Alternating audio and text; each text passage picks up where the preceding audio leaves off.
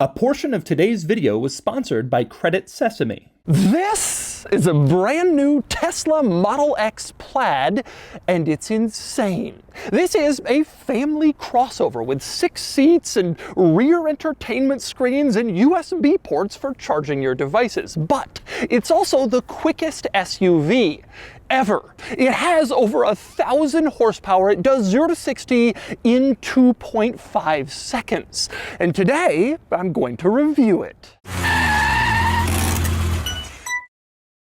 So let's talk Model X Plaid. Plaid seems to be Tesla's new high-performance model line, and I reviewed the Model S Plaid last year, and it was insane. But this might just be crazier. This isn't as fast as the Model S Plaid, but it's close, and it's a family crossover.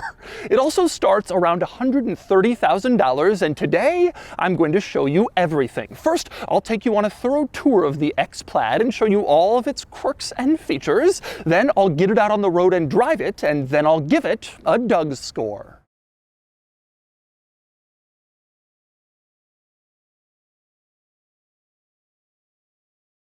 Before I get started, I want to talk about Credit Sesame, which is the sponsor of today's video. Credit Sesame offers a lot of excellent benefits that help people monitor and build their credit. But did you know that Credit Sesame also offers a digital debit account called Sesame Cash that can help you build your credit? Sesame Cash is amazing because it's a debit card that also has a credit builder feature which allows you to build your credit history. If you're anxious about getting a credit card and you still want to build your credit, Sesame Cash's credit builder is the way to go. And it's free with no credit checks, no fees, no monthly subscription, and no interest. Just make all the purchases you normally make, and Sesame Cash reports to all 3 credit bureaus to grow your credit score. And the best part is Credit Sesame pays you as your credit score increases. So you'll build your credit and earn cash rewards doing it, all thanks to Sesame Cash. To find out more about Sesame Cash, click the link in the description below. Sign up for free, and you can be well on the way to building your credit with a free debit card from Credit Sesame.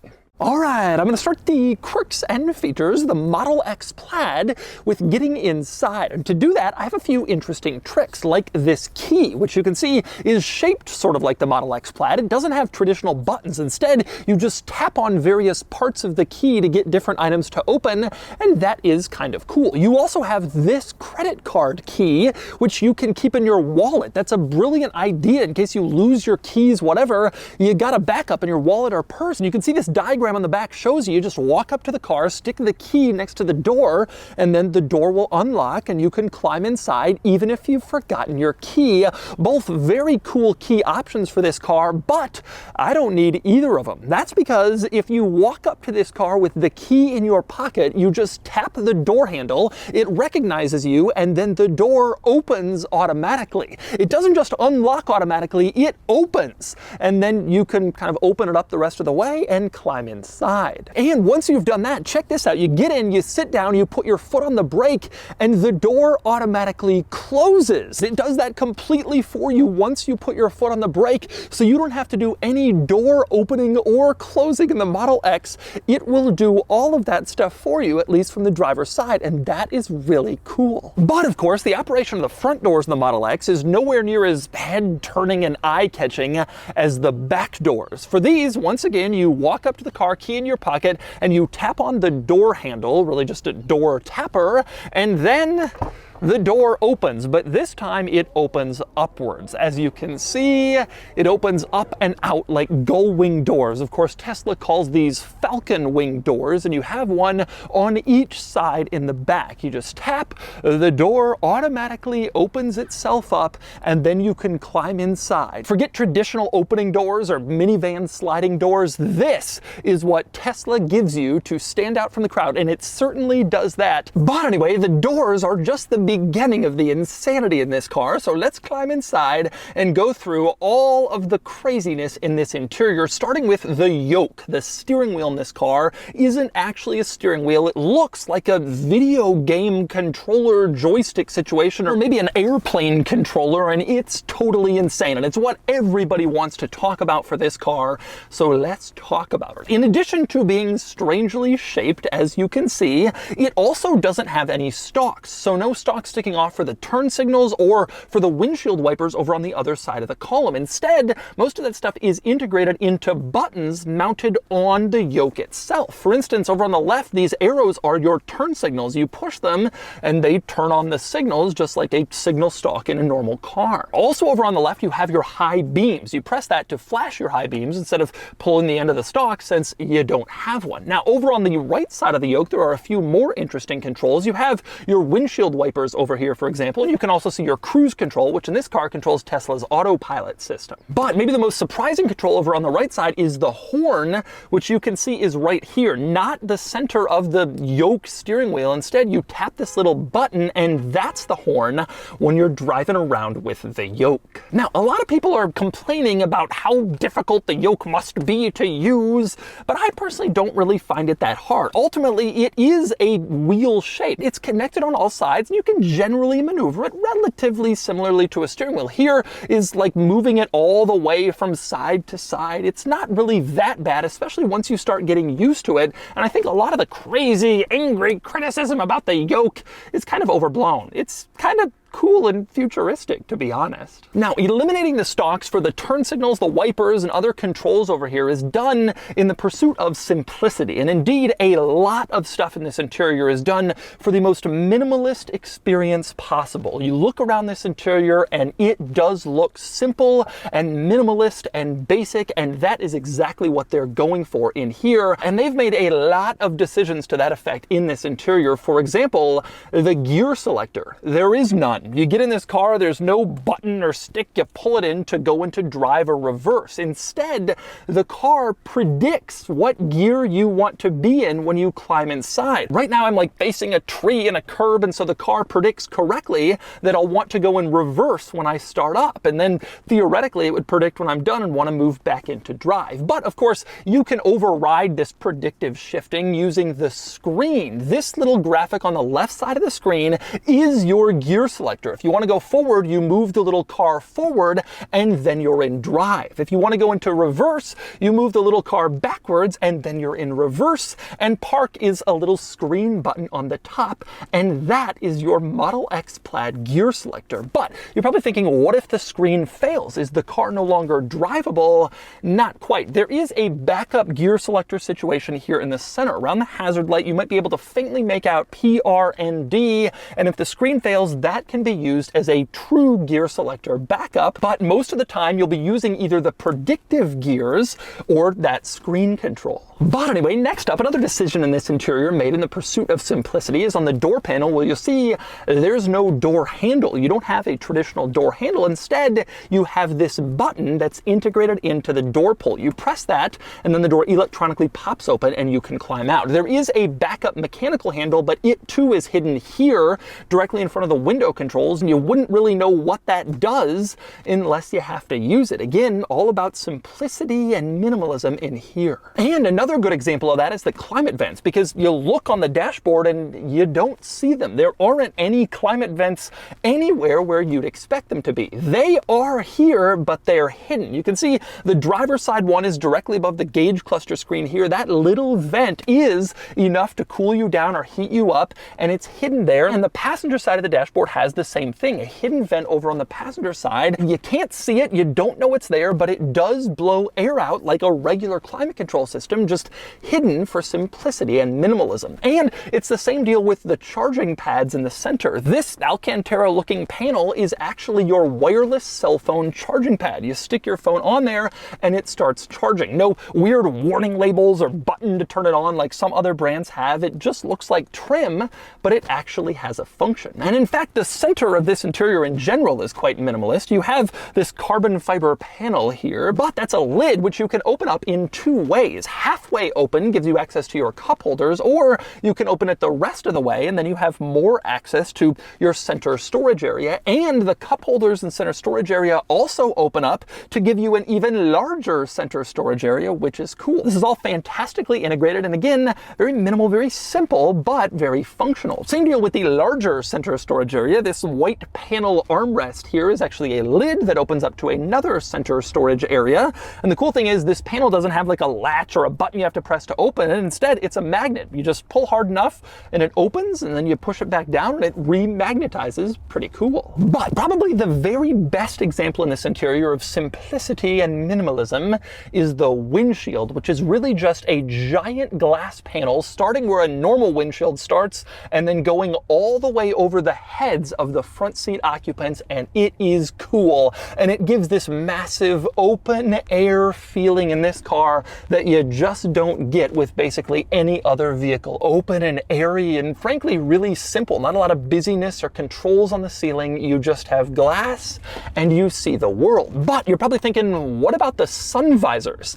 They are located to the left of the front seat occupants. On the A pillar, you can see them here folded to the side. If you want to put the sun visors in place, you just move them and then they latch onto this panel that also contains your central rear view mirror, and that's how your sun visors go into place. Of course, if you don't want them anymore, just unlatch them from that panel, put them away, and then you have your full glass windshield situation again. This is a fantastic solution for the sun visors if you want this full glass panel, and it's way better than what I showed you in the Lucid Air, which looks like suction cups for the sun visors stuck on the windshield. Not particularly attractive. This is far cooler and far more elegant and more useful if you really love this glass panel. But not everything in this car is quite so simple. When you remove all of the controls and functions and features from basically everywhere, you gotta find some place to put them. And in this car, that's this screen. This giant center screen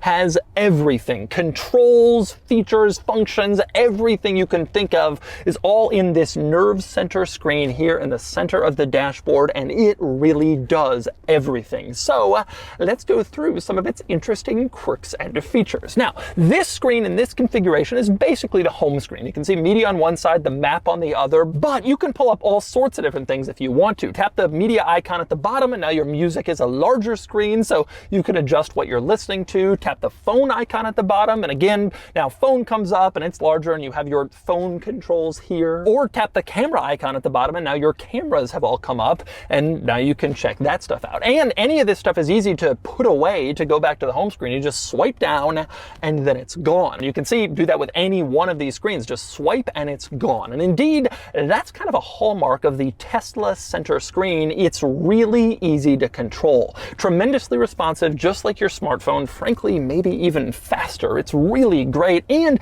it's pretty intuitive. If you're used to modern technology, phones, that sort of thing, you'll get used to this center screen and the way that it operates. It really does work well, and it really is fast to respond, easy to figure out. A lot of great stuff about this screen. But there's also some crazy stuff about this screen, some absolutely bizarre quirks and features, starting with the toy box. You go down here and there's various different things you can do in this screen to keep you entertained, like this sketch pad where you can just draw. On your car's infotainment screen, you can draw whatever you wish, and I guess that would be fun or interesting. You also have in here something called Tracks, which allows you to audio record inside the car, and not necessarily just speaking. It includes like audio sound effects. You could record music in here if you wanted to, sitting inside your car, treating it as like a Tesla recording studio. That feature is built into the infotainment screen. You also have a Mars mode, and if you tap on that, then the navigation screen turns to Mars instead of the actual place where you are, and your vehicle turns into the Mars rover driving across Mars while you drive down the street. But probably the craziest thing in this toy box is the Boombox function, which allows you to replace your vehicle's horn sound. Take a listen to this. I press the horn and this is what it sounds like. But now I choose, for example, this horn sound instead, and now I press the horn button, and this is what it sounds like.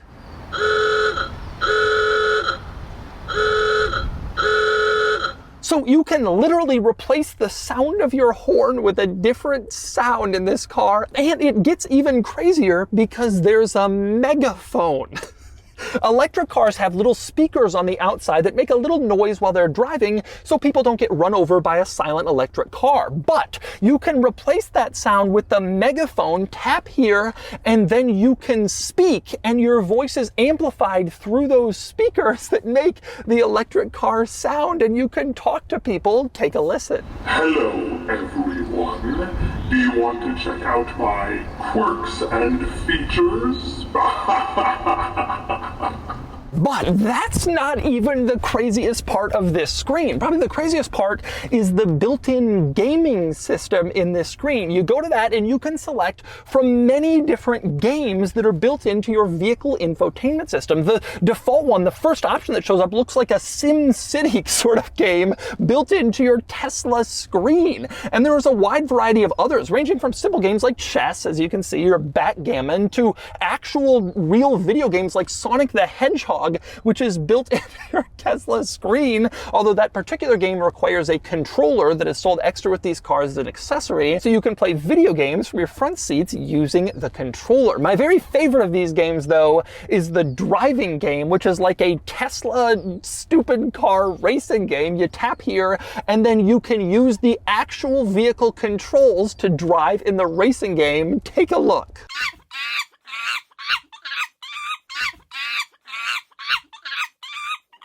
But anyway, beyond the craziness of this screen, there's also some actual functional controls in here. You tap the car icon at the bottom of the screen and it brings up like all of your car controls, and there's a lot of stuff that you can control with the vehicle with this screen, as you can see. This main screen allows you to basically open stuff like your charge port or your front trunk or your doors. You can open up the doors here since they're power open, as I showed you before. And you can even open up the rear doors, the Falcon Wing doors here. You tap this and you can see the Falcon Wing door opens up automatically from a tap in your center screen, which is a pretty cool feature. You can also use this screen to adjust your rear view mirrors and the position of your steering wheel, and it's quite cool how that works. You tap on mirrors and suddenly these little wheels on the steering wheel will adjust your mirrors, and you can move them left, right, up, down using these little steering wheel wheels. But if you tap on steering wheel in the center screen, suddenly these steering wheel wheels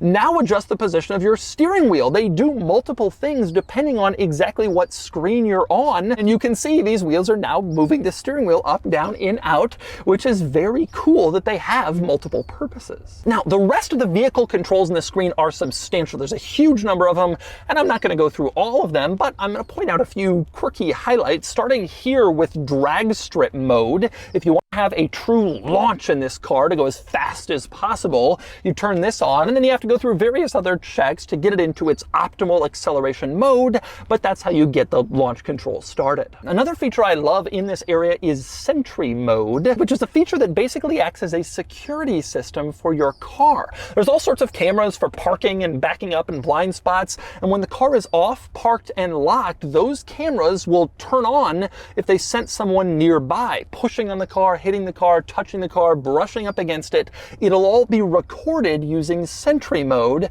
which is a fantastically cool idea. Indeed, this screen is full of fantastically cool ideas, though I must say there are a few drawbacks in here. For one, if you want to open up the glove box, a simple latch is very simple, but in this car, you got to go into the screen. You tap here, and that's how you open the glove box, which is disappointing. Same thing with the window locks. If you want to lock out your rear passengers from using the windows, most cars, it's a simple button you press on the driver's window switches. In this car, you got to go into the screen, into the lock setting, and then you can lock out the windows. It just adds some complication. But probably the best example of added complication here comes with the climate controls. You can see there are no climate controls in this interior, of course. Minimalism, simplicity, and that means it's all in the screen. Now you can adjust the climate temperature very easily at the bottom of the screen, as you can see here. And when you do that, it brings up a few other controls as well, like your heated seats or your front and rear window defogger and defroster, which is nice, but that still requires multiple taps. If you want to put on the heated seats, you got to tap the climate area and then tap the heated seat,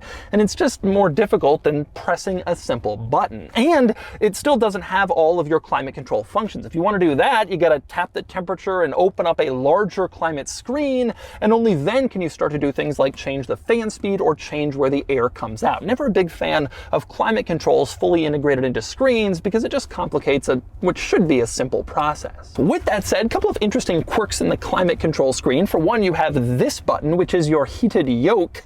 It looks like a yoke with heating instead of a traditional steering wheel, which is kind of funny to see. You also in here have dog mode, which is a fantastic feature idea. You turn on dog mode, and then the next time you park the car and lock it and walk away, the car will assume there's a dog inside, or a pet, since you turned on dog mode, and it will keep the car cool so that the dog stays nice and cool and comfortable, even if you've gone to do a little bit of shopping, so you can keep your dog in the car while it's parked. Obviously, you can't do this with a gasoline car because it'll just sit there idling and spewing emissions, but in this, it's electric, so the climate control can still run even when the car is parked and locked. And there will even be a warning on the screen showing any passersby that the car is a comfortable temperature inside. So if people walk by on a hot day and see a dog inside a car, they don't freak out and try to break the window because the screen says, hey, this dog is comfortable and here's the temperature in here. It's pretty cool. And one other cool feature of this center screen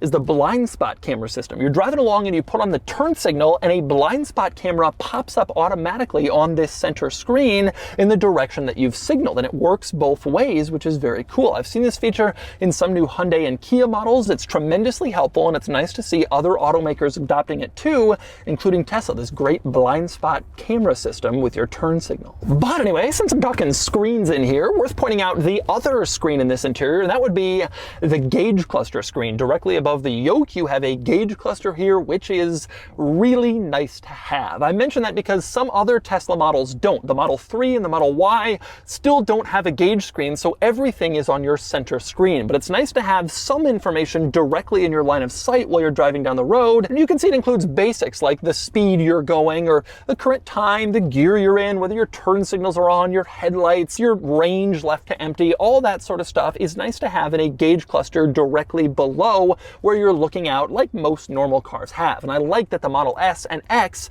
still have a traditional gauge screen. By the way, one other interesting thing about this gauge screen, it knows exactly how open your doors are. So in most cars, you open your door and a warning comes on and says the door is open. In this car, it actually shows precisely how open your door is, perfectly corresponding to how much you've opened it, which is unnecessary and stupid, but kind of cool attention to detail at the same time. Mostly though, the screen just shows like the goings on around you while you're driving along. You see, it shows like what lane you're in, where other cars are, stoplights, that sort of thing, basically showing what autopilot is picking up while you're driving along, projected onto this screen. But anyway, next up, let's move on to the back seat in the Model X, where there is a lot to discuss, starting with seating capacity. The X Plaid is only offered with 6 seats, which is 2 up front, 2 in the middle, and 2 in the back. 2, 2, 2.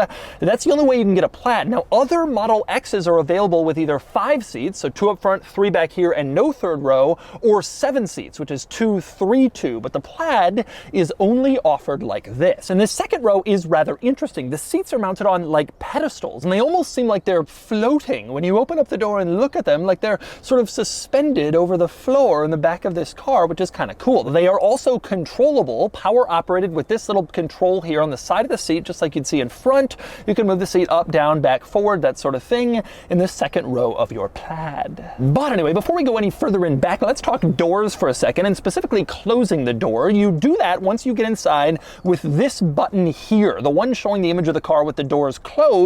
Obviously tap that and then the door closes. And this happens automatically. You don't do anything but press the button and it just closes, and then you're good to go. Now obviously if you want to get out of the car and open the door, you press the other button here, the one with the doors open, and that is how you climb out of the Model X and open up the Falcon Wing door. And by the way, if you're curious, if you want to close the door from the outside once you've already opened it, there's this red button here on the side. You push that and then the door will automatically close itself. itself, and you can walk away with your rear falcon wing doors closed. But anyway, moving back inside, one other door-related item worth noting, on the ceiling of the doors, the tops, there is a window, which you can see here. So you have a side window on the doors and also an upper window, which is above your head. This is a cool feature, but it's nowhere near as cool as a true panoramic roof, like a glass sunroof like most cars have. You can't get that here because of this big panel in the middle that has to be a support system for the falcon wing doors. So instead, you have this little glass panel on the top of each door. Anyway, moving on to other items in the back of this car, one important one is this screen, which you can see here, sort of in between the backs of the front seats. There are a few obvious functions this screen has, like your climate controls. You can use it to adjust temperature, airflow, that sort of thing, and you can also use it to turn on the heated seats, which is a nice feature to have. But probably my favorite feature in this screen is here, the apps for your rear seat entertainment. Instead of just plugging in some device, you got Netflix, Disney Plus, Hulu, and of course YouTube, which is the most important one because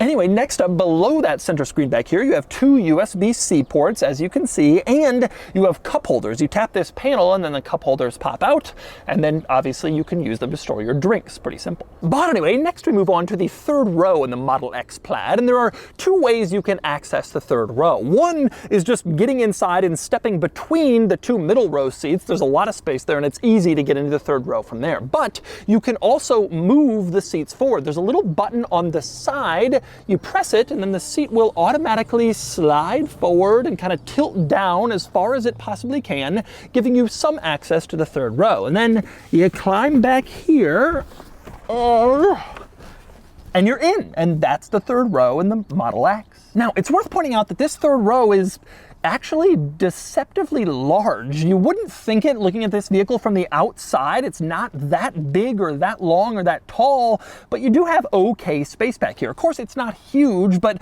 adults could sit back here on shorter trips and be only sort of uncomfortable. It's a bigger third row than you might think. And even headroom isn't so bad, which is a surprise because of the teardrop shape of the Model X. But your head kind of fits into this window alcove in back, and even I, at over 6 feet tall, have no problem sticking my head here, and it doesn't even hit the ceiling. Kind of a surprise in the third row. But anyway, aside from that, not too many other interesting quirks or features in back. You do have cup holders in the third row between the seats, and you also have two USB-C ports. You can see them mounted here, but that's just about it in terms of interesting third row items. But even though the third row itself is surprisingly large and adds to the practicality of the X Plaid, it subtracts from the practicality in terms of cargo space. You pop open the tailgate and you can see the third row takes up quite a bit of space back here and really robs an enormous amount of usable cargo space in the back of the Model X. You do have some cargo room behind the third row, but it really isn't all that much. Now, fortunately, the third row seats can be very easily put away. You just press and hold this little button on the side of the seats and then kind of push it forward, and the seat goes down. Not as easy as a power folding seat with a button like in most other three-row vehicles at this price point, but that's how you do it and put the seats down. The real drawback, though, of moving these seats is getting them back up, which is actually quite challenging. In order to do that, you have to reach all the way inside to press that button again and then hold it down while simultaneously reaching inside and pulling the seat back up. It is probably the worst operating third row seat folding and unfolding system in the entire car industry, but that's what they've done in the Model X. Tesla's always a little bit different. Now, if you keep the third row in place, because it's kind of annoying to put down the seats and very annoying to pull them back up, it is worth pointing out there is some extra cargo storage back here, and it's under the cargo floor. If you lift up this panel, you can see there's actually a lot of extra space in back where you can put a lot more stuff. So even with the third row in place, doesn't look like there's much storage, but if you open up this floor panel, there is indeed more than you might think. And there's even more than that because this vehicle has a front trunk. Like I mentioned before, you can open it by tapping this frunk icon on the infotainment screen, and then it pops open. You go around, open it up the rest of the way, and you can see the front trunk. Not especially interesting, nothing quirky or weird there, but it does have it for even more storage space in case the rear isn't quite enough. And next up, since I'm on the outside of the Model X, I want to talk about, well, the way the Model X looks. And I have to say, this is probably the least attractive Tesla model. It looks a lot like all of the other Teslas, but just scaled up a bit. And as a result, it seems a little disproportionate, not ugly, but kind of goofy and just a little bit on the weird side. But this design does mean that the Model X has the lowest coefficient of drag of any SUV being made, which makes it very slippery and of course contributes to its excellent range. Now, one thing I will say about the style of the Model X Plaid, I love how subtle it is. This is the fastest SUV on the market, the fastest in the world, but you wouldn't really know that from the outside. There is one subtle Plaid badge in back, and that's really the only giveaway. Everything else is really, really easy to miss. Probably the biggest other giveaway is these big wheels, but that's basically it. This is a total sleeper, and there's no way to know that this is the fastest SUV until you're getting beaten by it. Now, one interesting quirk on the outside is the charge port door location. You can see the taillight here on the driver's side, pretty standard, nothing interesting, except this reflector pops open to reveal the charge port door, which is a very cool way to hide it on the outside. Over on the passenger side, it's just a reflector in the taillight, but on the driver's side, it's actually the charge door. And up front, the front fender has a fender vent, which is a common stylistic touch in vehicles today, but here it's actually the camera. That blind spot camera I showed you before is hidden in this fender vent looking thing, so it's both stylish and functional, which is kind of cool. And finally, last thing I want to cover with the Model X Plaid is a general overview of the Model X model range, which has been simplified quite a bit from when this vehicle first came out. Now there are only two trim levels. There's a base model, which used to be called the long range, that has 670 horsepower, does 0 to 60 in 3.8 seconds, and starts around $105,000. Yes, even the base Model X has 670 horses. Then you have this one, the Plaid, which has 1,020 horsepower, does 0 to 60 in 2.5 seconds, and it starts around $127,000. And right now, those are your Model X choices. As for range, the base model gets about 350 miles of range, and the Plaid is about 335, although those range numbers can change depending on which wheel size you get. This Plaid has the optional 22-inch wheels, and they drop the range to about 310 miles, but they look better, so it's kind of a trade-off that you have to weigh if you're buying one of these. And so, those are the quirks and features of the new Tesla Model X Plaid. Now it's time to get it out on the road and see how it drives. All right, driving the Model X Plaid. Now, I wasn't planning on reviewing the X Plaid because I already reviewed the S Plaid, but there's been a ton of demand. I've been getting an enormous amount of requests, and so here we are filming the X Plaid. So first thing about driving this vehicle, obviously the yoke steering wheel, it gets a lot of criticism. I really don't think it's so bad, and I really think it's something that you get used to. And frankly, I think it's kind of cool. You know, the people who hate the yoke steering wheel, I think, are not the people that it's meant for. It's meant for people who want like something weird, some cool gimmick, an interesting thing. And I think that that's this, and I get why it would be cool. I don't think I would want one on my own car, but I'm not the, oh my God, the yoke is the worst thing in the world. There are those people, and I don't really feel that way. And I have to tell you, sitting in this interior with the yoke and the windshield going over your head, you feel like you're in a futuristic vehicle. You feel like you're having a totally different experience from what other people on the road are seeing. And I think that that's a big selling point for people driving this car, that it really doesn't feel like a normal car. Here's something that is interesting, something that speaks to them in like an unusual and thrilling way. And then of course there's the acceleration. Let's do it. Whoa!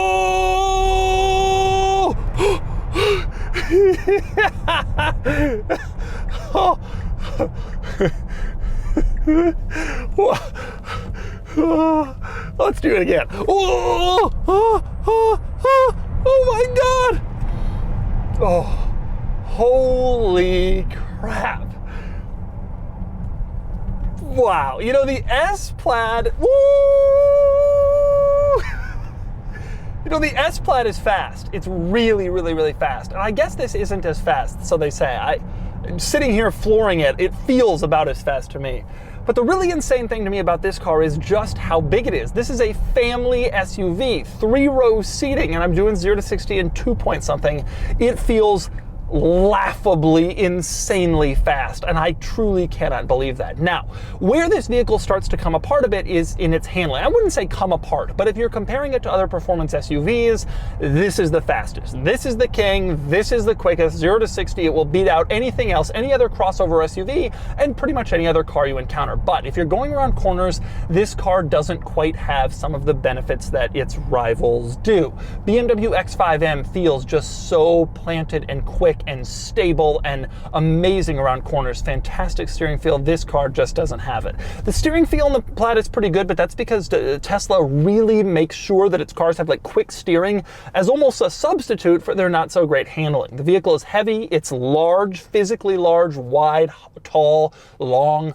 And so it just doesn't quite handle like its competition in terms of other performance SUVs, but it is damn fast. And I think for most people, especially most like urban city dweller people, the kind of people who buy these cars, that's what they're looking for. Flooring it, showing their friends, holy crap, this is amazing. Not necessarily a canyon carver. Ultimately, this is a family crossover. And so I bet that's not as important to, the handling aspect is not as important to most of the people who buy this vehicle. Now, in terms of actual just normal everyday driving, that's probably the thing you're most interested in. Even if you think you want the power, you're gonna mostly just be driving it around. And I gotta say, there's a lot to love about the Model X. This is a lot of great things at once. It's an incredible performance car, it's a family car, and it's like an ultra high-tech electric car. Now, I understand there are some drawbacks to this vehicle. Some of the features are a little bit disappointing.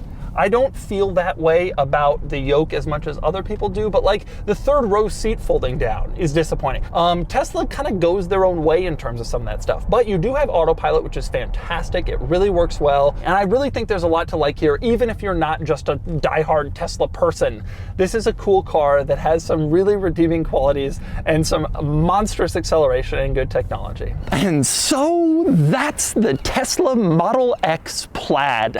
This is one of the craziest vehicles I've ever driven. Family SUV sizing with supercar acceleration, and it's truly insane to get behind the wheel, or rather the yoke, of this wild vehicle. But anyway, now it's time to give the X Plaid a DOUGSCORE. And the DOUGSCORE is here, 71 out of 100, which places it here against some other amazing do-everything types of cars. Truthfully, the X Plaid is an amazing all-round car, but it does have some faults. Notably, it's not especially gorgeous, handling is only average, and it doesn't feel special enough. They've been out long enough that they don't exactly turn heads anymore. It's also missing a few features others have, like a camera rear-view mirror and easy folding third-row seats. But the benefits are huge. Insane acceleration, great technology, and a really practical package. I'd like this car more if it wasn't for those stupid look-at-me doors, but there's a lot to love here, and the X Plaid is a great combination of daily usability and thrilling fun. Big money, but it makes sense for what you get.